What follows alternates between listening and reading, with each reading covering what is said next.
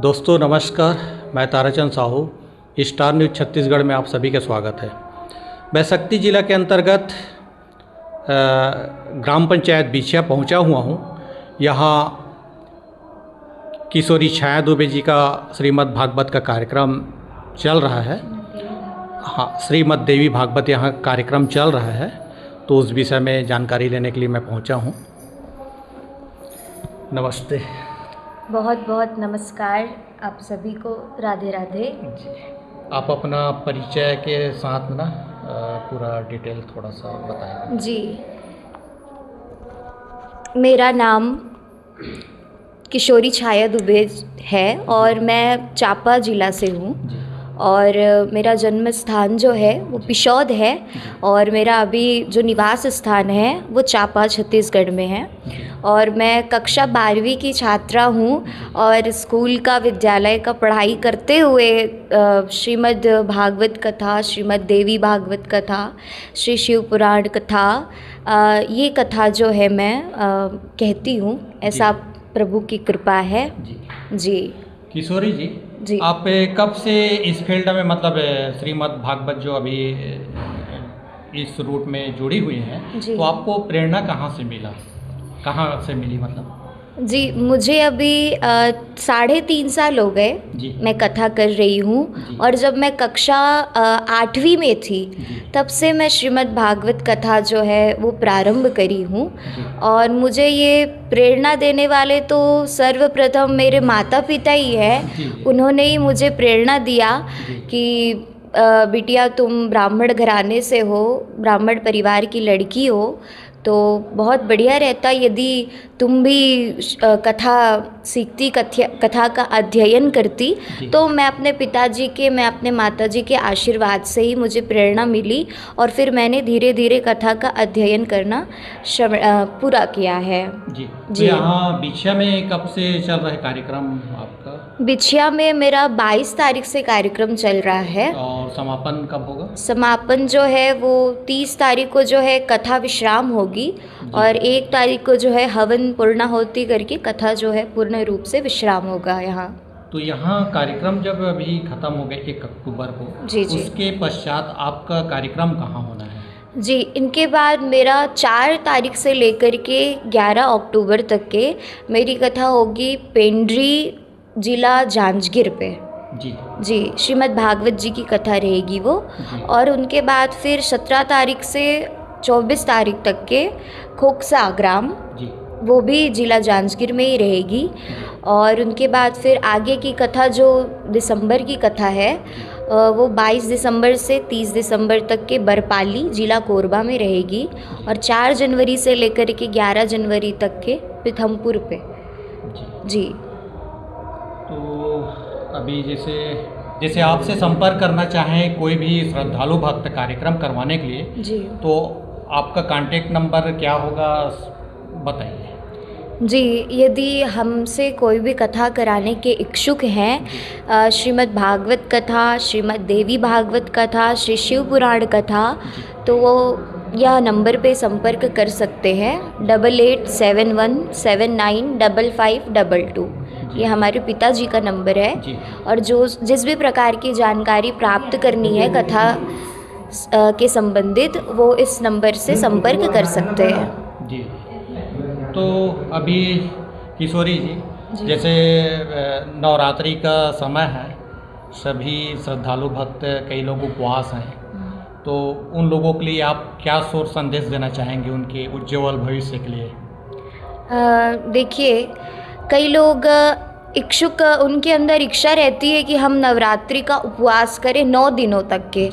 लेकिन ऐसा भी रहता है कि शरीर में तो वो सामर्थ्य नहीं है कि हम पूरे 9 दिनों तक के बिना खाए पिए हम उपवास रह सके।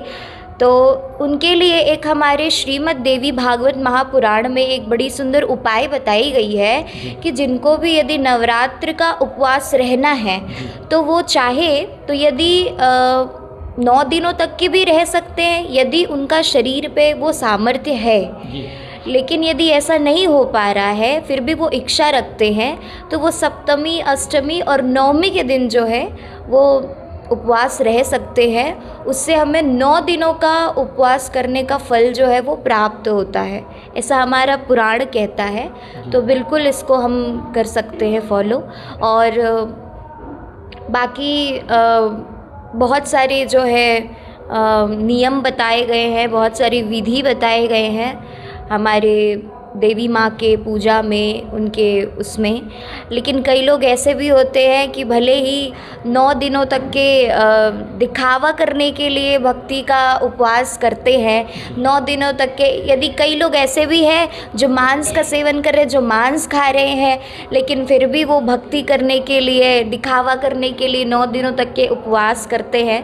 तो इनमें हम जो है बिल्कुल विरोध करते हैं इस चीज़ का कि आप यदि मांस खाना यदि नहीं छोड़ सकते हैं तो फिर आप देवी माँ का उपवास मत रखिए, आप कोई भी प्रकार का उपवास ना रखें, भक्ति ना करें। क्योंकि यदि आप पशुओं का हिंसा कर रहे हैं, उनका जीव हत्या कर रहे हैं आप, तो कहा जाता है हमारी देवी भागवत पुराण में ही यह कथा, नरक का वर्णन आता है कि कुंभीपाक नामक एक नरक है, तो जहाँ पे जो भी मांस खाते हैं वो बिल्कुल उस नरक पे जाकर के उनको यमराज जी डाल देते हैं। तो बिल्कुल यह सत्य है। इसलिए यदि उपवास करना है, यदि माता की भक्ति करनी है तो मन से करिए, हृदय से करिए, दिखावे मात्र के लिए जो भक्ति नहीं करनी चाहिए। और उपवास का तो हमने आपको बताया ही कि सप्तमी, अष्टमी और नवमी के दिन उपवास रखा जा सकता है। जी। अंत में किशोरी जी, अभी नवरात्रि का समय है, आप इतना कार्यक्रम वगैरह दे रही हैं जगह जगह जी, और खाली भी नहीं रहती, मतलब लंबा समय तक आप लोगों का जो बुक रहता है, कहना चाहिए बुकिंग, तो आप नवरात्रि संबंधित कोई सा भी माता रानी का 1-2 लाइन मुखड़ा सुना दीजिए। अच्छा जी, माता रानी का कुछ भी भजन गाना आपके कार्यक्रम में जो पेश करती हैं आप। जी, जैसे कि बहुत सारे जस गीत जो है हम अपने माता रानी के भजन में हम गाते हैं, और जैसे कि एक बड़ा ही सुंदर जस गीत है जो कि जिस प्रकार से 9 दिन जो है माता रानी हमारे यहाँ आती है एक मेहमान के समान, कि हम उनकी सेवा करें, हम उनका बड़ा सुंदर पूजन करें। और उसी प्रकार से एक छत्तीसगढ़ी में ही हमारा बड़ा सुंदर गीत है कि 2 लाइन मैं उसका गाना चाहूँगी। 9 दिन बर आए ओ पहुना बरोबर दाई, हे दुर्गाई महामाई 9 दिन बर आए हो पहुना बरोबर दाई, हे दुर्गा हे महामाई 9 दिन बर आए वो। इस प्रकार से एक बड़ा सुंदर, हमें ये लाइन बहुत अच्छा लगता है। और बहुत सारी हमारी इसी प्रकार से जसगीत रहती है, छत्तीसगढ़ी में भजन रहती है जो कि हम गाते हैं। जी धन्यवाद आपको, बहुत बहुत धन्यवाद किशोरी जी। जी बहुत बहुत धन्यवाद। दोस्तों, कैमरामैन प्रेमदास महान के साथ मैं ताराचंद साहू जी का नमस्कार, जय जोहार, जय छत्तीसगढ़।